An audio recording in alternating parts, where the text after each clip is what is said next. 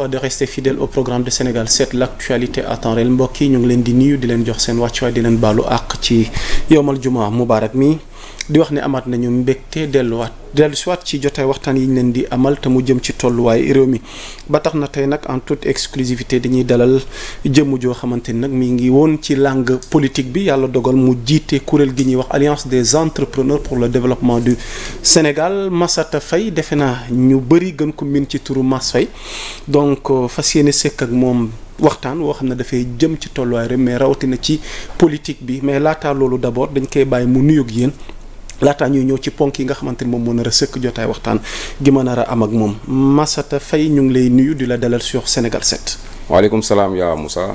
maa ngi lay fay di nuyu sa téléspectateurs yëpp. mais di commencer nuyoo bi si sama mag sama xarit. muy Papa Ngagne. ok vraiment muy kilifa kër gi. vraiment muy nekk nit ku baax. su ma mënee témoigner ci benn mag bu yaru.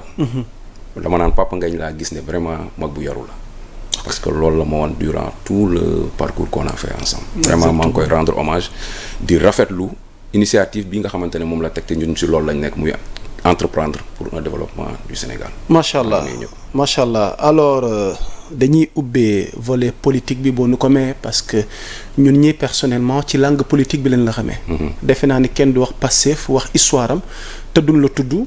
te soxna tuuti même boo ma mënee may pour illustration tu as été l'un des membres mën nañu wax ni sax fondateur de ce parti là alors sa histoire ak parti bi laataa ñu ñëw actualité bi après ñu gis ni kat léegi duo gi amoon dafa mel ni tey dualité la ñuy dund au sommet de l'État entre parti bi ak kuréel gi nga xamante ne tey moom mooy gunge le chef de l'État son excellence Bassirou Diomaye Diakhar Faye mu di Diomaye président Massata. waaw yaa Moussa boo ma mayee ma def benn petite précision. waaw mooy par rapport au parti Pastef. image bi defe naa am na lu mu lay fàttali. waaw lii c'était les élections de 2019 au siège 6 sur la VDN ma nekk fii sama xarit le président Bassirou Diomaye Faye à côté sama xarit également Fadilou Keita Amadou Ba Babo ci ginnaaw feeñul noonu trop mais gasama la quoi. ok vraiment photo bi nekk lu. moment bu ñu immortalisé. am combat bu ñu doon mëne yàlla def loon sotti loon moment boobu noonu xëy na jotagul woon parce que lu jot yomb. ok yàlla dogal ko mu sotti ci 2024 bi. mais précision bi ma bëggoon def rek. mooy Pastef nekkuma ci membre fondateur. ok waaw mais membre laa si parce que j'ai rejoint le parti en 2018. ñëw liggéey si vraiment liggéey bu am solo ànd ak ay jeunes yu mel ni man vraiment photo boo xoolee xam naa maa si gën a nekk jeune. mais liggéey nañ fa liggéey bu am solo dans le cadre de la politique vraiment sur le plan de la visualisation des projets à l'époque du président Ousmane Sonko.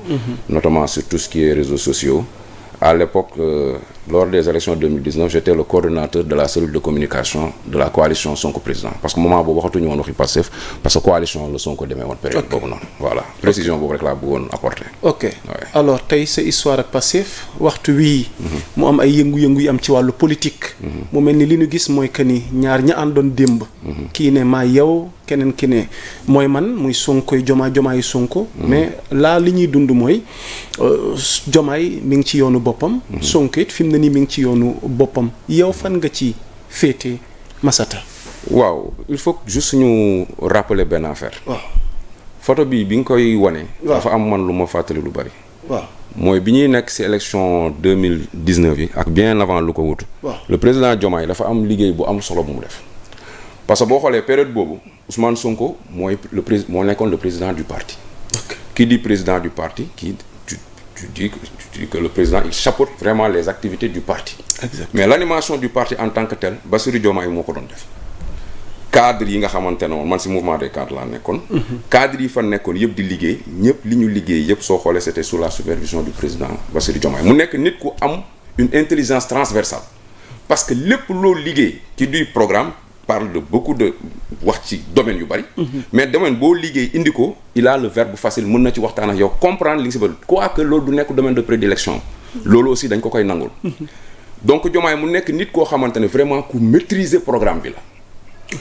fu maîtriser programme mën naa wax ça sans risque de me tromper Diomaye ni mu maîtriser programme le président Ousmane Sonko maîtriser ko programme et je pèse très bien mes mots. Ah bon? Bien sûr. Ah, le terme n'est pas de trop. Non, ce n'est pas de trop. Diomaye maîtrise le programme mieux que Ousmane Sonko, mais rappelez-vous, qui est l'artisan qui est présenté comme tey jii nii. Rappelez-vous monsieur Yamoussa. waaw bi ñu génnee ñoom ñaar kaso. waaw Sonko lan la wax président Diomaye.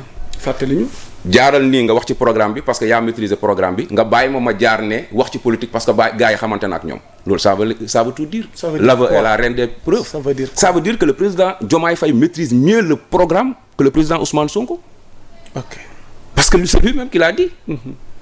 Donc pour revenir encore un peu sur question bi nga wax. waaw ànd amoon na. tey mën nañ ne juwaat loola wala baara yëgoo la wala séparation la wante lu mu si mënti nekk ku nekk jël na sa yoonu bopp. ok mais on a l'habitude de constater que Sénégal. àndu politique. dafa metti ñi ko fi réussir bon bëriwul. si ñi ko fi réussir ba am ci 2 mandats boo xoolee man ki may wax mooy Macky Sall. Macky Sall ñi mu àndaloon. bi muy gagné pouvoir bi ñooñu la àndal ba ni muy pertul pouvoir sax ba ni muy joxee pouvoir bi. di dem mais tey bu fekkee dañu am benn tandem bu taxaw. ñëw ñu ne kii mooy Diomaye mooy Sonko mooy Diomaye. kooku président El Malick moo génne woon wax jooju.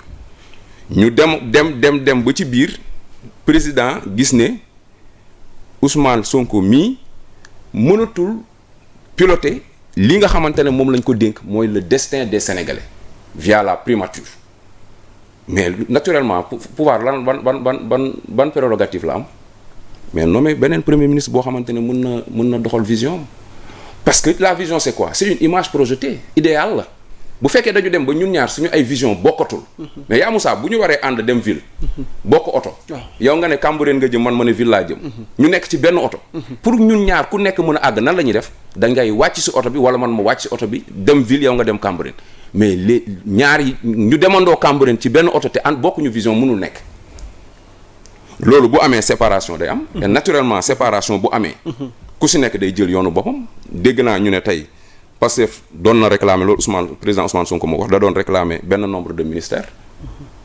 président Diomaye bëggoon def benn gouvernement d'ouverture te man loolu laa gëm gouvernement d'ouverture boobu man moom laa gëm Pastef lorsqu'ils sont arrivés au sommet de l'État lan lañ def dañu jël presque plus de 20 wala 25 ministres Pastef jël ko xajal si ñenn ñoo xamante ne peut-être c'est des apolitiques mais tey bu ñu nee Pastef critère d'adhésion bi lan la parce que man lépp fa la ma fekk critère d'adhésion bi lan la woon sooy ñëw di adhérer Pastef wala di dugg amul condition booy fixé amul ne bu ñu faloo di nga ma jox ministère temps wala ministère temps kon yow munoo boole loolu ci say critère d'adhésion dem ba arriver au sommet de l'État bëgg a jël critère boobu nga doon bañal neen ñi bëgg ko imposer le président de la République loolu kenn du ko nangu dëggal wala dëgg waaw tey divorce bi am na kenn ku nekk jël na yoonam man gëwuma nga xeex ba jot nguur bàyyiwaat fa nguur dem xeexiwaat pour jot lan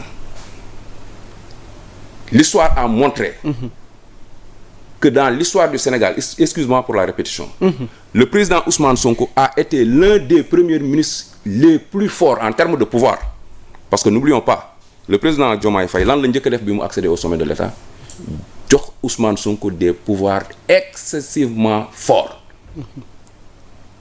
loolu kenn mësu ko gis ci àdduna bi waxuma ci Sénégal wala ci Afrique kenn mësu ko gis fenn premier ministre boo xamante ne nommé nga ay DG pour ne pas dire DG yëpp parce que man am naa ci xarit yu bari nommé nga presque ministre yu bari pour ne pas dire ministre yëpp ñu dem élection législative ñu jël lépp jox la mais saa waay kon deseetuñ la dara kon yow yaa war a doxal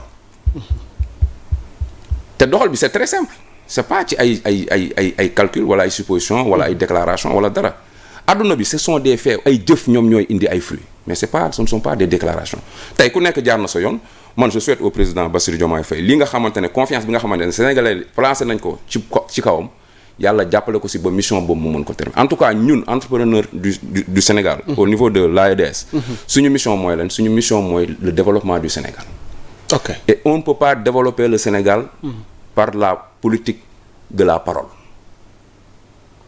le développement se matérialise par la politique des faits et de l'action. Et de l'action. Je vous ai écouté religieusement. Alors Ousmane Sonko tey yow ci ñaari at yi mu def à la tête de la primature. ba ñu démettre ko de ses fonctions ndax yow da nga jàpp ni tey am na loo koy reprocher ba looloo ko yóbbee tey ñu teggi ko ak pouvoir yi mu amoon ak ni mu meloon ak le chef de l'État politiquement ñenn ñi gis une certaine traîtrise entre guillemets si je peux m'exprimer ainsi alors yow tey looy reprocher Ousmane Sonko tey. yaa Moussa. waaw man ku ma xam ne vraiment débat du ma ko orienter ci ay personnes. ok mais dama koy orienter ci ay faits ak ay décisions. donc su may analyser. du ma analyser le président Ousmane Sonko mais damay analyser les décisions et les processus de décision yi nga xamante ne jël na ko bi ma njëkk déranger et man ça me dérange personnellement. mooy l'événement de la dette cachée. yaa moo ça moi je suis banquier de formation et je l'ai été de profession. xëy na tey casquette entrepreneur bi la ma ñu bëri xamal. ok mais j'ai été banquier pendant quelques années. et j'ai eu une formation de banquier. pour avoir été à l'école de la finance et de l'économie. tey soo ñëwee nga wax Sénégal dafa am une dette cachée dafa am benn principe bu assez élémentaire en finance mooy lan mooy en finance la perception elle est plus importante que la réalité. et on dit souvent que la banque te prête un parapluie lorsqu'il ne pleut pas mais te le refuse lorsqu'il pleut loolu lu muy tekki. yaa Moussa lu muy tekki voilà. tey bu Sénégal ñëwee amoon benn capacité d'endettement am ay bor. bor yooyu noonu ñu koy investir ci ay infrastructures.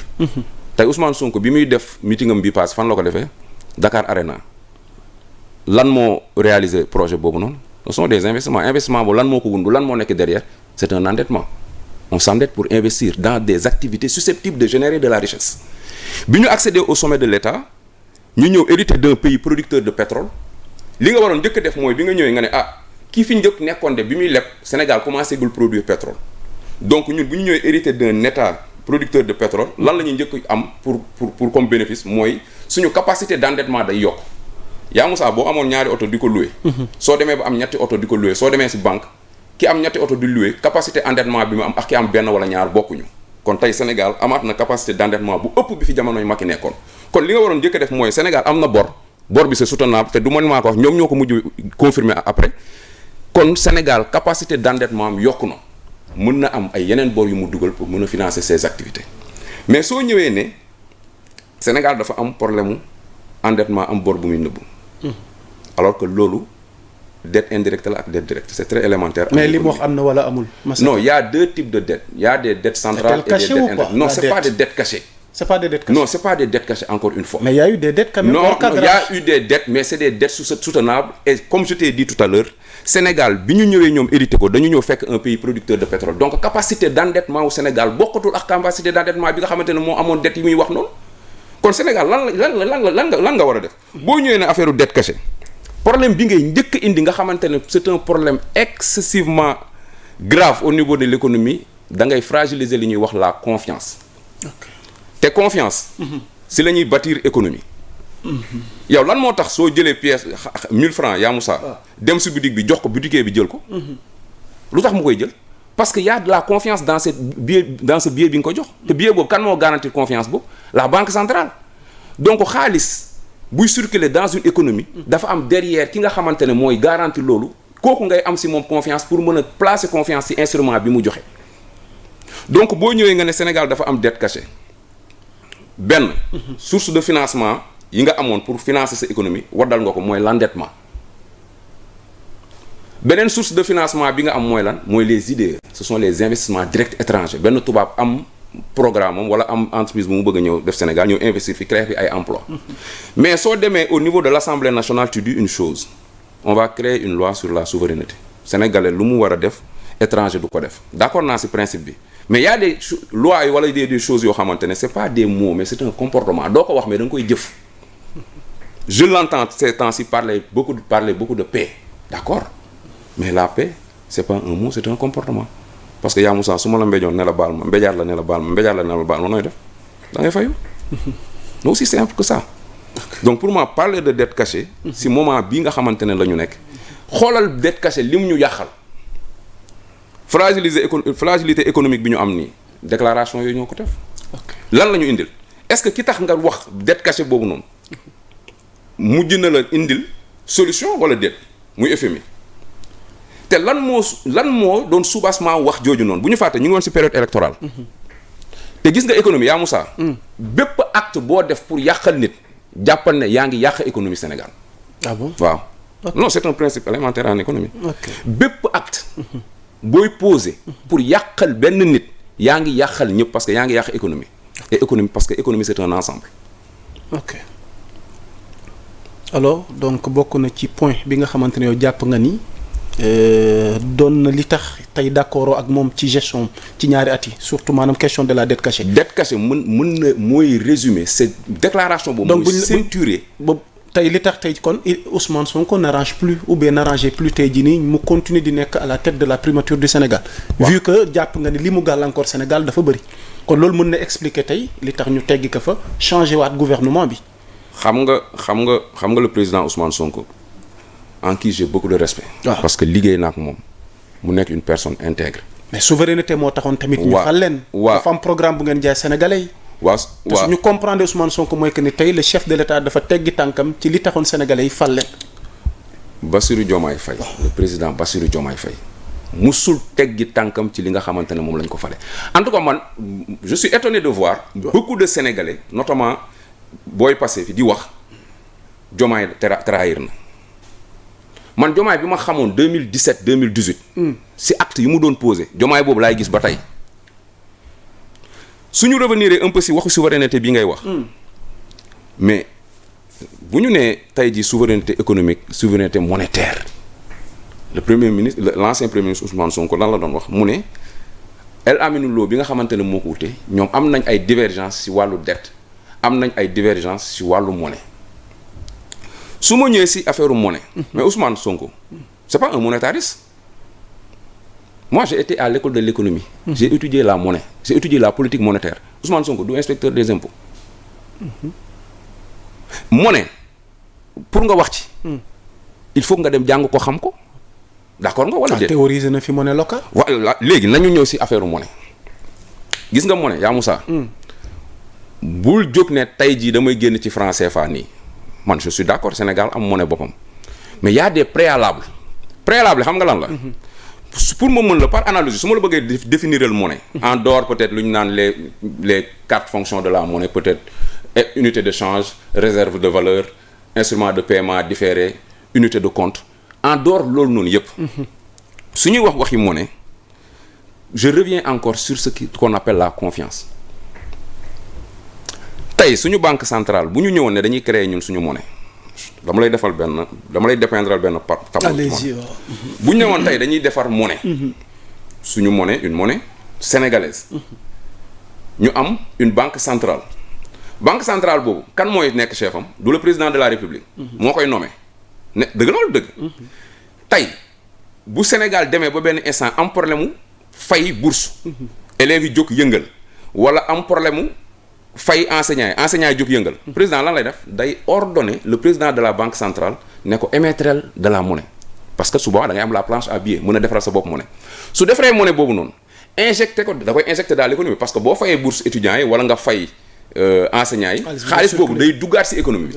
xaalis boobu bu duggee ci économie lan lay def si cette masse monétaire est supérieure à la production de biens et services dans cette économie là il en résulte ce qu'on appelle une inflation mooy yokkute njëkk yi sur le plan national et d'une manière auto-entretenue loolu ñan ñoo ko yëg ménager donc avantage yu am une monnaie nationale am na ay avantages am na bénéfice mais am na aussi ay inconvénients yi mooy lan mooy pression bi président d'alors di teg le président de la banque centrale pour émettre monnaie te monnaie boobu bu ko émettre mën na fekk si la monnaie en circulation créer inflation. Au niveau de la CEDEAO, au niveau de l'UEMOA, ce problème-là ne se pose pas parce que pression bi banque centrale boobu di am gouvernement yi nga xamante ne ñoo bokk banque centrale bi boobu noonu yëpp mënuñu ko defandoo parce que su boobaa day am benn autonomie moom de décision. mooy le directeur de la BCEAO. waaye da newoon na ñu fi newoon dañ ko dribbler pour ñu terminer ci point boobu Al Amine Lo moo ko wax de. waaw non loolu ay déclaration la moom. ok waaw non loolu ay déclaration moom damay bàyyi moom ay déclaration loolu ce sont ces déclarations. voilà waaw maintenant on termine avec l'état de notre économie yow. ci sa perception. ak fi mbir yi toll nii. li fi ne woon nee nañ on change de méthode. selon Al Amine Lo ndax léegi moom mooy premier ministre. léegi par rapport ak ñoom méthode gi ñu bëgg a indi. mu mel ni jàpp nañ ni institution Bretton Woods si nar nañu wut si Sénégal. tout à fait lu bëri war na ubbeeku. tout à fait fan la Sénégal jëm fi mu ne nii ak situation économique am selon toi Massata. yaa Moussa da nga may permettre su boobaa nag ma ñëw si suñu mouvement bi l'alliance des entrepreneurs pour le développement du Sénégal parce que yaa Moussa man dama gëm ne. entrepreneur. moom mooy développer dëkk. entrepreneur nooy déggee entrepreneur c'est un mot dañ koy dégg tout le temps léegi sax Sénégal ku jug ne entrepreneur. waaw lan mooy entrepreneur. entrepreneur mooy koo xamante ne. da nga jóg ci sa xam-xam. pour créer de la richesse en termes très simples. ok ku jóg ci sa xam-xam. wala si sa doole. nga créer de la richesse su ma nee si sa doole mën nga nekk peintre créer benn société de peinture tu crées de la richesse donc entrepreneur pour définir ko de manière très simple mooy ku jóg ci sa xam-xam wala si sa doole pour créer de la richesse donc man dama gëm ne. développement entrepreneurs yi ñoom ñoo koy mener c'est pas les politiciens yi xam nga lan mooy seen rôle. ñoom dañuy mettre sur place les conditions de développement. entrepreneurs yi ñëw gis seen bopp ci conditions de développement yooyu. pour mën a mettre en place. des entreprises innovantes. des start-up. pour sénégalais yi seen bopp mën ci gis seen bopp. ok loolu mooy définition entrepreneur donc. léegi nag sa kuréel gi. waaye yow lu ko sabab. lan nga jàpp ni tey war nga ko mën a indi ci langue gi ci réew mi ci liy yokk développement. tey li nga xamante ne moom la ñu nekk di def depuis la création de ce mouvement décembre lay am 2 ans nous sommes 2180 entrepreneurs objectif bi mooy àgg 50 000 entrepreneurs il y a un ticket d'entrée le ticket d'entrée c'est 1 million par membre 1 million par membre boobu lan mooy objectif bi tey su ñu nekkoon par exemple 50 000 entrepreneurs kenn ku nekk mettre sur la table 1 million lan ñaata lay nekk 50 milliards. 50 milliards tey on parle de fonds taïwanais. on parle de fonds chinois. mais fonds chinois lan la. fonds chinois xam nga nit ñi ñu ngi def erreur man Chine laa jógee mois bi passé daanaka falaa ko passé. chinois yi lan la ñuy def. chinois yi 100 millions de personnes. ñooy regroupé wu kenn ku nekk bu joxe 1000 francs ñaata milliards la. c'est beaucoup. tey nga woote appel d'offre autoroute à péage ñu ñëw gagné ko. ok tey objectifu EADS loolu la dajale les entrepreneurs du Sénégal ñi nga xamante ne ñoo yor la vraie économie. parce que xam nga ñu Sénégal économie de riche la ñu yor amuñu économie réelle amuñu ko. si économie de riche tey soo gisee nit kuy lancer benn entreprise bu muy lancer 10% sénégalais lay wut. alors que y a 80% des sénégalais qui sont derrière ñoo xamante ne ñooñu. ñoo yor économie réelle bi. sooy viser bëggee am doole dëgg yow ñooñu ngay viser. tey entrepreneur. ñoo mën a propulser le développement économique du Sénégal. tey ku bëgg a développer ce pays là. tu dois te baser sur les entrepreneurs du Sénégal mais nag dama am benn affaire boo xamante ne remarqué naa ko. allez-y vite fait. te loolu aussi si point yi nga xamante ne. waroon naa ko souligner dès le début la. mooy lan man dama gis ne au Sénégal ñu ngi dem vers la filialisation de l'État. ça veut dire quoi. foo déggee sama la filialisation de l'État de par ses démembrements mu ngi créer ay entreprises comme entreprise BTP. entreprise boo xamante ne également mu ngi defar ay tali. entreprise boo xamante ne mu ngi nekk ci domaine yu bari. loolu dañuy gis ne entreprise yi yu État yi dañuy dem di concurrencer directement les entrepreneurs du Sénégal alors que État loolu du rôle am lu tax ma ne la loolu du rôle am. tey État deful ay prêts au niveau des banques locales. xaalisu banque comme je t'ai dit moi je suis un ancien banquier. Le rôle de la banque c'est quoi? Le rôle de la banque c'est financer l'économie. Le rôle de la banque c'est pas financer l'État, c'est financer l'économie. mais bu fekkee État dafa dem jël xaalis bi nga xamante ne moom la banquier yi. banque bi tegoon pour financer économie bi. parce que banque danaan État du tomber fay donc bu entrepreneur sénégalais yi ñëwee soxla 100 milliards. État ñëw soxla 100 milliards je préfère jox ko État. mais en contrepartie yaa ngi rey sa économie. parce que l'économie est portée par les entrepreneurs te entrepreneurs yi bu ñu amatul xaalis du ñu dem du ñu créer de la valeur te entrepreneur boo gis minimum il embauche 10 personnes. ok xam naa moom du ñàkk moom. fii léegi jamono ñoo amal jotee wax dañ koy jagleel économie. dañuy des nag ci yenn points yi ñu dese. léegi politiquement parlant. li nga expliqué tey ci Pastef ci PM bi wala ancien PM bi Ousmane Sonko. j'ai comme l'impression que toi tu ne te retrouves plus ci Pastef bi nga bokkoon. ndax dafay sous-entendre ni on peut s'attendre nga officialiser ne yow da ngay fekk ji Diomaye comme gisatoo sa bopp fële.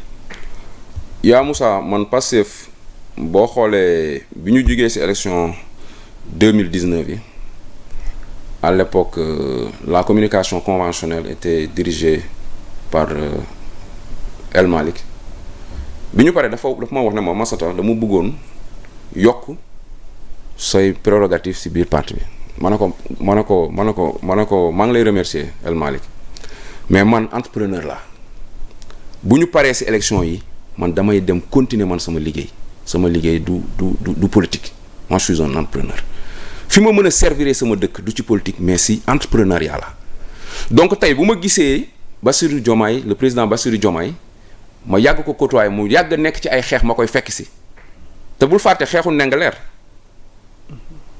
le président Bassirou Diomaye a toujours mené des combats même su fekkee moom kese moo ko doon mené il a toujours mené des combats nobles xeexu Ndingler boobu man dama ko ci fekk ci comment ak naka nag loolu du fii laa koy waxee moom xam na ko mu nekk nit koo xamante ni il a toujours lutté pour des principes loolu nañ ko nangul bi tànn jotee Ousmane tànnul kenn moom la tànn lu tax mu tànn ko parce que gis na ay valeurs yu mu am na ay valeurs yu mu gis ci moom mais si nous pensons tous à la même chose c'est que nous ne pensons plus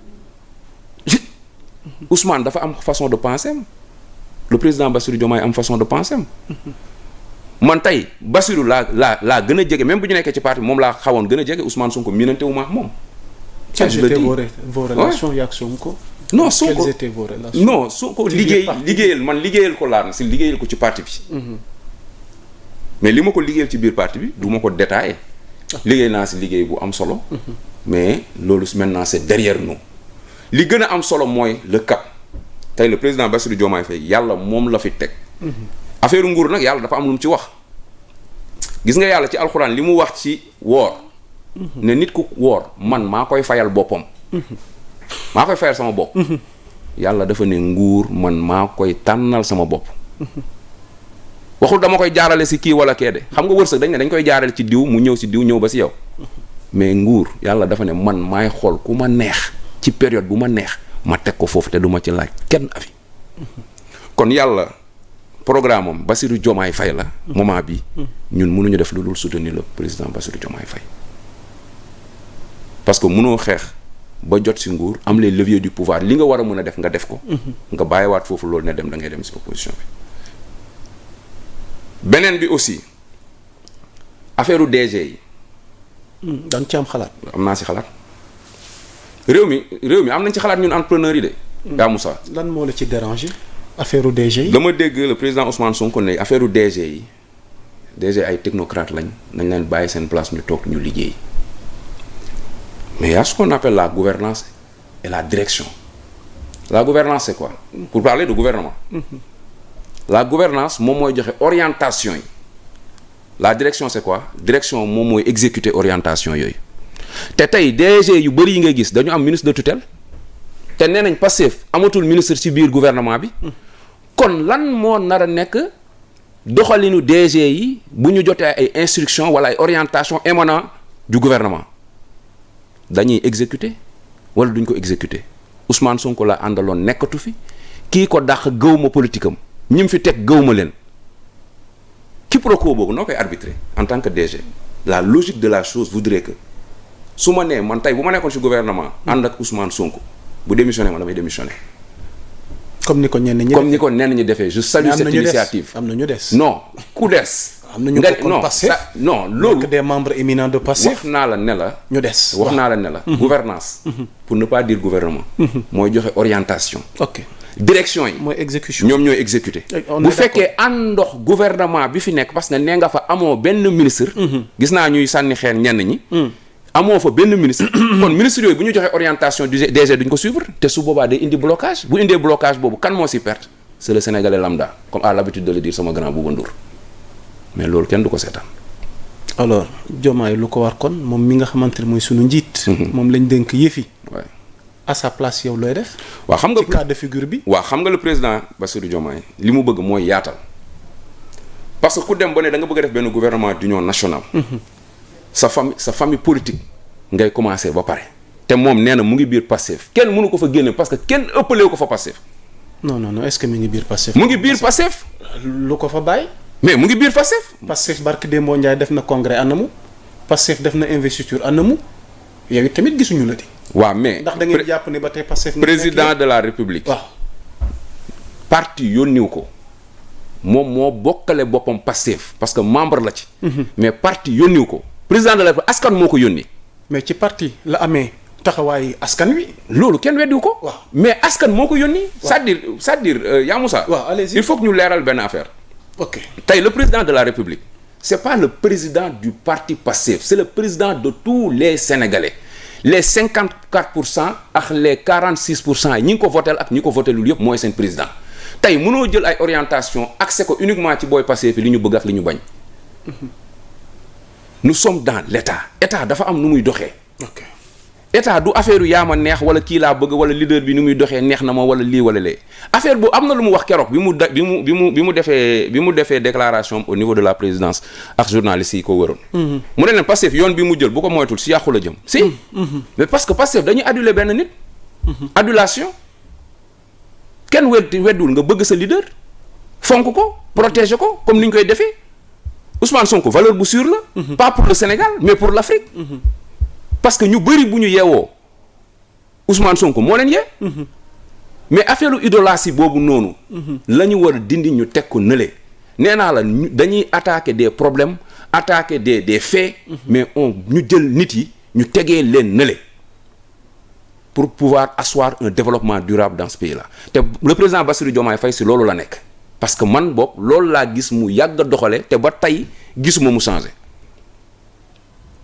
bëgg nit nag du tax nga jël nit kooku teg ko sa kaw bopp.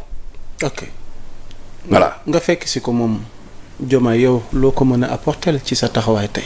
non man. waaw comme je te l'ai dit je d'abord porter sa choix ci moom. Ouais. ak situation bi jàpp nga ni l'idéal mooy dem fekk ji ko dooleel ko jàppale ko. ñun. waaw au sein de l'ADS. waaw ndax politique ak sa bopp parce que tamit guerre de positionnement lañ nekk. ndax souvent dañ naan en politique da ngay def dara ngir am dara. xam nga yaa Moussa tey Massata day dem dooleel Diomaye parce que dafa am lu mu bëgg wala dafa am lu mu teg gëtam mu bëgg am. xam nga yaa Moussa. waaw entrepreneur yu Sénégal yi. dinaa la defal benn confidence fii nga xam ko. allez-y. tey da ngay gis ñu bëri ma gis leen ñuy attardé aussi salaire yu yenn DG yi naan DG bi am na tant de millions DG bi am na 5 millions DG bi am na 7 millions. dama lay jëlal le plus petit commerçant wala baana biir Colobane soo jëlee salaire u 5 millions. nga calcule ko l'année ça te fait combien 60 millions. dama lay jël le plus petit baana Colobane. su defee rapport annuel am li mu gagné ëpp na 60 millions boobu. dama ne la. commerçant yi baana yi ñoo ëpp xaalis DG yi te DG yi ñoo ëpp li ñuy fayeeku ministre yi. donc affaire bi du yëfu xaalis. tey boo amee position boo amee nomination fenn wala nga am position fenn. chasseur d'os la. tu le fais pour servir ton état. de par expérience bi nga am. parce que état mën nañ ko servir. ci niveau boo nekk même kii bale agent Sonaged yi. mën nañu servir état. man nee naa la Chine laa jóge barki dem moo Ndiaye mois passé fa laa nekk. mais dama gis ne chinois bi lu mu tuuti. liggéey bu muy def gouvernement bi wala état chinois. mettre na les conditions yu koy permettre mu mun a exercer pleinement son activité. muy nettoyé-kat bi. raxaskat bi. étudiant bi. ci étudiant yooyu également bëggoon naa si ñëw. allez-y vite fait. ñun en tant que entrepreneur du Sénégal am nañu xalaat si wàllu bourse yi. parce que boo xoolee problème la bourse. ñun dañu jàng fii ba am bac am bourse d'excellence à l'époque Ablaye Wade moo fi nekk am bourse d'excellence dem bitim réew jàngi on était 10 man bi ñu Ablaye di may bourse on avait des bourses d'excellence on était 10 yi bi ñu demee xam nga ñaata ñoo ñibbisi ñaar. kenn ki yaa ngi nii toog kenn ki Amadou Ndiaye la tudd mu ngi au niveau du ministère de l'aménagement du territoire. ok soo xoolee loolu kan moo si perdre du état nga jël ay nit élite. ñi nga xam ne ñoo gën a mën a jàng si sa dëkk. jël leen yóbbu leen fayal leen billet d'avion ñu dem di leen fay bourse chaque année. ñu dem jàngi 20% yi ñoo dellu si 80% yi ñu toog foofu parce que booy am bac 18 ans ba 23 ans 25 ans ngay pare jàng soo xoolee période boobu généralement si la ñu si ñu bëri di marié en tout cas man ci laa marié. donc période boobu da lay fekk bitim réew ñu si bëri dañuy takk doomu réew ba ñu nekkal foofu. wala moment boobu ñu am fa ay emploi toog foofu di servir beneen dëkk soo jëlee ñi ëpp matière grise ñi gën a intelligent wala ñi gën a apte si concours yi ñu leen jox noonu nga jox leen bourse ñu dem 10 dem ñaar ñëw 10 dem ñaar ñëw bu yàggee fuite des cerveaux bi ñu doon xeex dañuy am léegi man affaire bourse bi li ma ci bëggoon wax mooy xalaat nañ ci ñu gis ne Sénégal li muy génnee ci bourse di ko joxe dafa bari te bourse boobu bu demee du ñëwaat.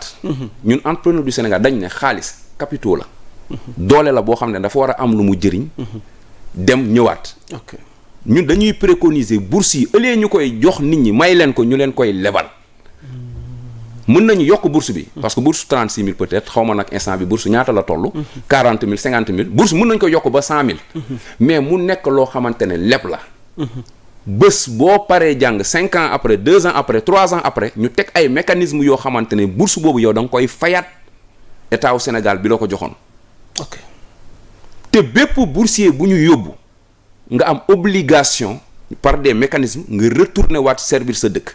nee naa la ñun 10 ñoo demoon. ñaar ñoo dellu si. c'est important alors soo amul looy dolli ci point boobu parce que dama bëgg ñu jeexalee tuuti actualité yi nga xamante ni daf ñu dab ci bés bi s'il n'y a rien à ajouter. par rapport tey jii nii ak rejoindre gi nga rejoindre Diomaye mbaa gars yi duñ ma laaj na ma Mass Faye la sant de te jiitum réew mi Faye la sant. non bokkuñu mais Sénégal ñëpp ay mbokk lañ. c'est important waaw Sénégal ñëpp ay mbokk lañ loolu laa nañ ko préciser. waaw Sénégal ñëpp ay mbokk lañ. ok mais comme sama lay wax rek. ñun rejoindre ñu. waaw benn nit. ok c'est-à-dire ñun ay fait ay politique. ñun si loolu la ñuy dox. ay fait ak ay politique. encore une fois les personnes débat wu personne Sénégal nag loolu moo ko yàq débat bi débat wu personne la débat wu personne. ok loolu dañ koy jël ñu teg ko ne la ñu attaqué ay politique président lan la woote développement. ñun ci loolu la ñu nekk. ok alors dafa am actualité gu nu dab ci bés gi boo ci amee sa xalaat. déjà yàggul dara Ousmane Sonko réintégré nañ ko assemblée. ba jiital ko fa mu nekk président de l'assemblée mais teewul les députés de l'opposition attaqué nañ réintégration boobu parce que jàpp nañ ni c'est illégal fële ca conseil constitutionnel di xaarandi fu wan nañ di mujj gëtam boo ci amee xalaat. li xew tey nag mooy double démission à l'Assemblée diggante ki ñuy wax député Cheikh Thioro Mbacké ak député Ismaïla Diallo ci seen vice-présidence. ndax danoo bëgg a jiital El Malick mu nekk premier vice-président noo gisee actualité boobu au sein de l'hémicycle.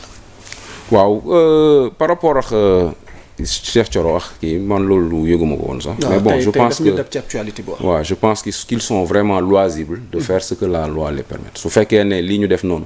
teg nañ ko ci loi ak règlement intérieur Assemblée nationale man loolu gisuma si vraiment commentaire ma si def. par rapport ak le président Ousmane Sonko ni ñu ko réintégré biir Assemblée nationale moi c'est vrai que j'ai fait un peu de droit mais je connais un peu ce qu'on appelle la rationné matériel. C'est un terme grec. Bon uniquement l'élément matériel laaj droit aw ma ci xalaat bu bari am na ñoo xamante ne moom loolu mooy seen formation. bugguma empiétiner ci domaine u jàmbur. bugguma aussi wax tamit loo xamante ne xaw ma ko. te bëgguma aussi wax ci loo xamante ne jotagul parce que tout simplement dooy togg ba ci biir ñoragul nga yàq ko boo ko yàqee également doo ko lekk.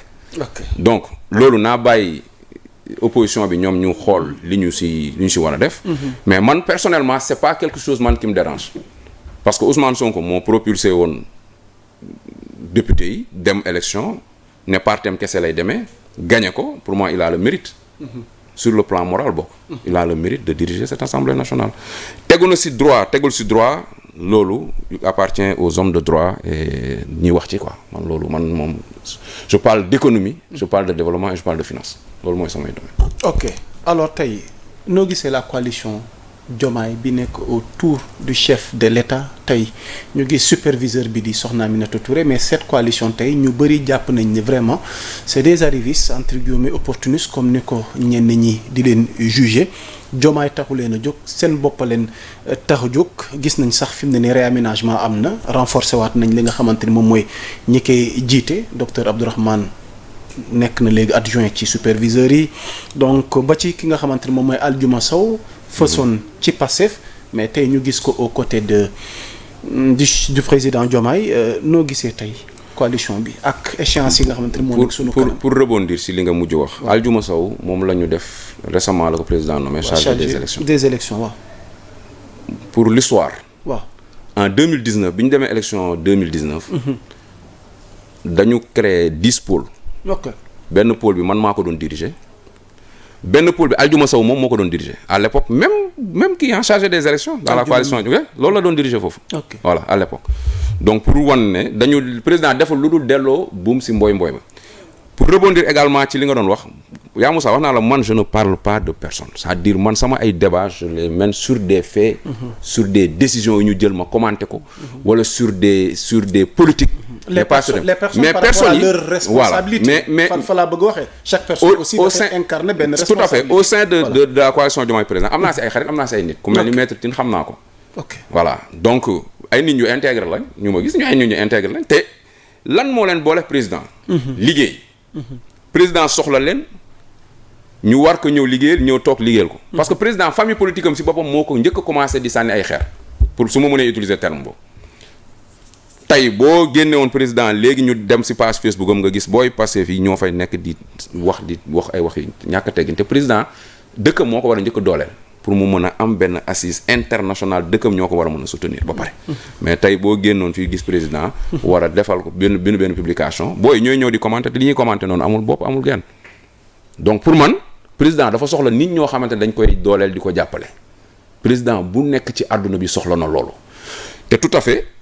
nee na président la coalition Diomaye ñoo ñëw def benn bloc autour de lui di ko défendre di ko jàppale mais naturellement yow mënoo xeex ku lay jàppale di la xeexal mënoo ko bàyyi au détriment ñi nga xam dañ lay sànni xeer ça aussi c'est une question de logique aussi ok benn actualité je ne sais pas ndax daan nga suivre affaire u Azer parce que am na rebondissement yi ci am mu mel ni tey docteur Abdourahmane Diouf moom moo hérité ministère bi nga xamante ne nag war nañ mën a am suite ci dossier Azer parce que dañuy wax ni dossier à scandale la. tout à fait ci li fa xew.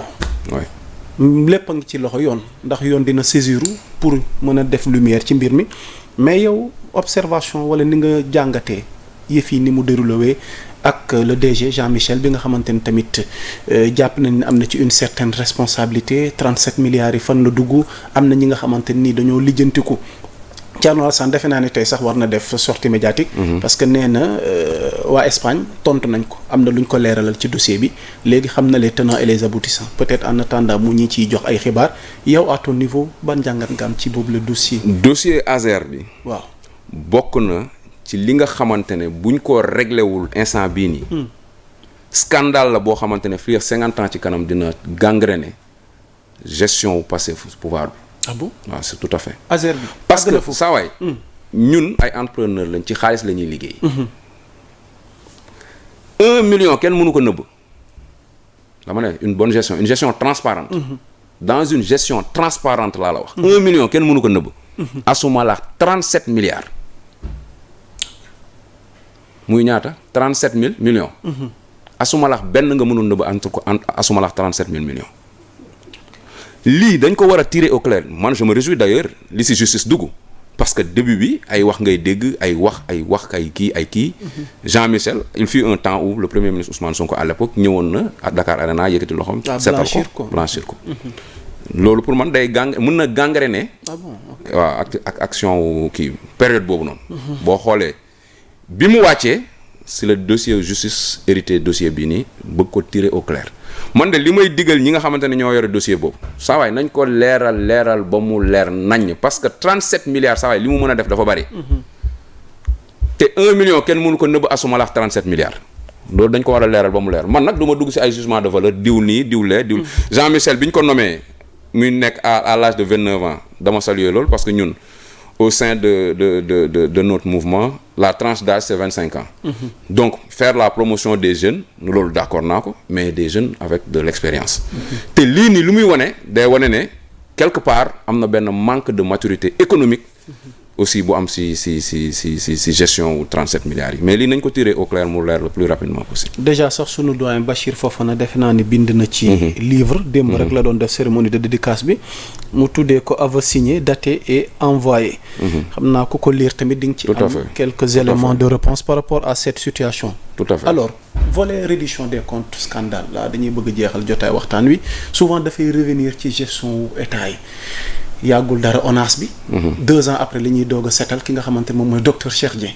finalement il avait raison dañ ko tuumaaloon mais coow li scandale loon ministère de la famille bi may mun a jëy jiite woon démbalee doog a def ay précision indi ay leeral parce que déclaré woon na 1,8 million ci cérémonie passation bi elle parle d'1,28,700,000 et quelques millions fan la dugg mais détaillé na lépp démb ngir mën a tirer au clair ne xaalis bi mbir yi ni mu tëddee mais ba tey dafay dese flou ci bopp nit ñi administrateurs yi souvent dañ leen di tudd ci ay scandale ci wàllu koppar masata loolu tamit doon loo xamante ni dafay gangréner sunu économie nga xamante ni thème bu nga fonk la ndax defe naa mooy lépp nooy jàngatee dossier chaque fois scandale sur scandale te gouvernement du jàll te amuñu ci scandale. tout à fait gis nga yaa Moussa man affaire ONAS bi mu amee waaw ma déglu docteur Cheikh Tidiane Dièye mu wax le ministre waaw non le docteur Cheikh Tidiane Dièye pas Cheikh Dieng. Cheikh Dieng mooy DG ONAS waaw Cheikh Dieng DG ONAS excusez-moi ministre de tutelle waaw. D'ailleurs le ministre n'a pas fait de conférence de presse c'est Cheikh Dieng qui a fait la conférence de presse bi ma déggee conférence de presse mu wax yàlla moom dëgg la te dëgg bu tàbbee ci dëgg du tàggu ci nopp ci xol lay tàbbee bi ma ko déggee man j'ai eu foi en ses paroles yàlla rek moo tax may wax xaw ma Cheikh Dieng xaw ma ko de musuma ko gis xaw ma Cheikh Tidiane Dièye moom daan naa ko gis ci parti bi j'étais tout le temps là-bas booy bi moo ki mu jegee mu nekk fële léegi Julien Sagna xam naa ko bu baax bi ma déggee affaire bi ma déglu ko mu exprimé wu ma doon xaar Cheikh waaw réplique ministre de tutelle docteur Cheikh Tidiane Dièye gisuma dégguma te nit aussi booy analyser tu as besoin d'avoir les deux parties kër sax boo ko yoree am ñaari soxna kii wax lii xel nangu na nga teg leen ñoom ñaar ku si nekk wax nga mën a génnee le juste milieu pour pouvoir arbitrer mais bi ma déggee man wax yàlla nee naa la dëgg yàlla moo koy tàbbal ci xol bi ma déggee Cheikh Dieng mu wax dëgg yàlla li mu wax man gëm naa ko mais période boobu nag il faut gis nga dëgg dafa am ay contexte tamit période boobu boo xoolee ñu ngi doon waaja dem élection législative est-ce que gars yi pour fragiliser la coalition Diomaye président newuñu kat gars yi dañu ñëw pour nguuru nañ leen teel a démettre wala nañu teel a génnee kii pour que Ousmane Sonko mën a am le verbe buy wax ak président Diomaye ne ko bàyyil ma demax waa Pastef parce que sa coalition bii kat maa ngi commencé gis ay naka sa dul noonu ànd ak man mes propres aficionados pour mën a dem élection pour mën ko gagner man jàpp naa ne loolu mën na nekk soubassement wu décision bi ñu jëloon à l'époque man loolu laa jàpp te ni ma ko xalaatee woon à l'époque tey nee nga justice dem na ba setal ko kon li ma gëmoon à l'époque loolu dëggal nañ ko tey mais nag nit bu ñu la dénkee Pastef lan la ñu chanté pour ñëw accès au sommet de l'État jubal jubanti lu bees la mais transparence dans les affaires de l'État parce que Sénégal quoi qu'on puisse dire loolu moo ko yàgg yàq damay am pour habitude de dire que nit boo bëggee am xaalis il faut aller entreprendre nga nekk entrepreneur soo bëggee servir sa dëkk nga dem nekk fonctionnaire ne rime pas avec milliardaire mais fii nga gis au Sénégal ay fonctionnaires yu gën a am xaalis entrepreneurs yi ça c'est pas du tout normal xaalis boo ko bëggee da ngay dem nga entreprendre créer de la valeur nee naa la l'entrepreneuriat c'est créer de la valeur nit mënoo toog di jëriñoo de la valeur wala ngay leb bor pour fay ay salaire nee naa la dette man bi may nekk banque képp ku ñëw taxaw di leb si boo ñëwee taxaw lan laa la njëkk a wax xaalis bii ñu lay jox sëñ bi wala soxna si du xaalis pour yebbi du xaalis pour dem màkk du xaalis pour xew lii c'est pour être investi dans une activité susceptible de générer de la richesse donc ni ñu ko war a defaree nii ci entreprise yi noonu lañ ko war a defaree ci état bi parce que tey dañuy dem ci beneen phase bu bees mooy on parle maintenant de start-up nation maintenant les nations sont devenues des start-up pourquoi parce que xoolal léegi adduna bi ñuy diriger homme d'affaires yi ñooy nekk léegi les présidents exactement jëlal Bénin ak alternance bu rafet bi ñu am ma koy saluer au passage. Oudañi. xoolal la grande puissance de l'Amérique. ak li fa am. exactement xoolal. ok tey ce sont les hommes d'affaires les entrepreneurs. ñooy gérer état yi parce que les états sont devenus des déjà souvent c'est les hommes les plus riches de la planète. tout les entrepreneurs tout à fait jëlal Elon Musk. ok dañuy terminer ak justice bi. donc mooy point gu mujj gi ndax réew tamit mënoo ñàkk bañ a wax justice. surtout événement yi fi amoon. ak ñi fi falu tey. bokkoon na ci li askan wi di doon xaar ci ñoom ci wàllu reddition des comptes. xew-xew yi fi amoon ñu tiré ko au clair. mais 2 ans après ba dese na noo xam foon nañ di mujjee ki gëtëm ndax tey justice bi yow am nga ci yaakaar ni. fii ak ci kanam xëy na lépp dina leer. noo ko nattee tey taxaw justice. waaw man dama mës a am confiance sama justice su dëkk. waaw bu ma gisee ne nit ñi nga xamante ne jàng nañu justice. am parcours bu exemplaire ñoom ñoo toog ci état wu justice. di ko doxal. man damay am foi ci ñoom ba ma gis leneen. tey le président Bassirou Diomaye lu ma waxoon reddition des comptes. tey jii ci loolu la ñu nekk. mais dañuy am pour habitude de dire temps de justice nekkul temps des hommes et c'est tout à fait normal nit waroo nekk au-dessus des lois mais waroo nekk également en dessous des lois parce que justice lan moo tax logoom nekk balance parce que équilibre lay soxla mais équilibre pour nga am ko foog nga natt vie natt pour mu foog mu dafa am temps bu muy jël mais doo paraxee ay nit rek sur la base de substitution ne nit ki lii wala lee wala comme créé li fi amoon nga xamante ne lu kenn xamul la président mu ngi ci yoonam.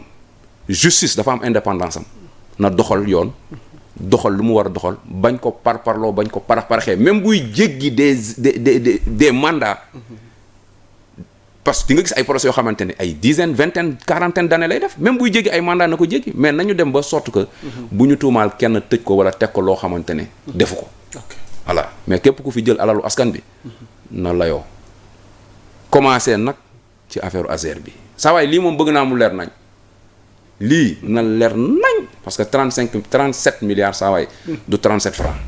jërëjëf mbokk yi amoon nañ mbégte dalal ko di ko seentuwaat incha allah xam naa jëmmi jamono buñ ko soxlaa rek mu nekkoon Massata Faye ngeen min ko ci tur Mass Faye yàlla dogal mu nekk le président de l'Alliance des entrepreneurs pour le développement du Sénégal il est homme politique nekkoon Pastef waaye tey nag taxawaayam mooy gunge ak a jàppale taxaw ki nga xamante ne moom mooy le président son excellence Bassirou Diomaye Diakhar Faye kilifa gi alors tàggoo bu dul tàggatoo amoon nañ mbégte vraiment dalal la. maa la gën a bég mon frère. wa axiru daawana in alhamdulillahi rabbil alamin. di jaajëfal soxna tuuti mi ñu nekkaloon ci xarale gi ak yéen ñi ñu doon seetaan moo xam ci réew mi biti réew di leen wax ni l'actualité est en continu sur Sénégal 7 d'ici là portez-vous bien jaa ngeen jëf wa salaam.